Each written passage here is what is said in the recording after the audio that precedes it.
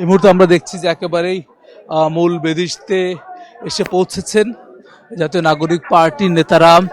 আমরা সামনে দেখছি আহ্বায়ক নাহিদ ইসলাম, সদস্য সচিব আখতার হোসেন, দুই মুখ্য সংগঠক সার্জিস আলম, হাসনাত আবদুল্লাহ, মুখ্য সমন্বয়ক নাসিরউদ্দিন পাটোয়ারি সহ হারনান মাসুদ আমরা দেখছি, আরিফুল ইসলাম আদিব দেখছি, নুসরাত তাবাসসুম দেখছি, অন্যান্য যারা রয়েছেন নেতাকর্মী তারাও আসলে রয়েছেন।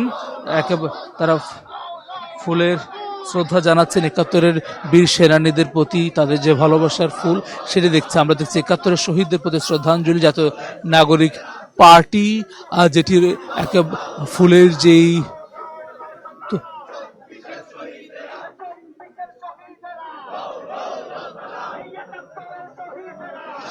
আমরা স্লোগানে যেমনটি শুনছি, একাত্তরের শহীদ এবং 24-এ যারা শহীদ হয়েছেন তাদের প্রতি তারা শ্রদ্ধা নিবেদন করছেন। এবং 24-এ গণ অভ্যুত্থানের সময়কার যেই স্লোগানগুলো আমরা দেখেছি, গোলামিনা আজাদি আজাদি আজাদি, সে স্লোগান তারা দিচ্ছেন।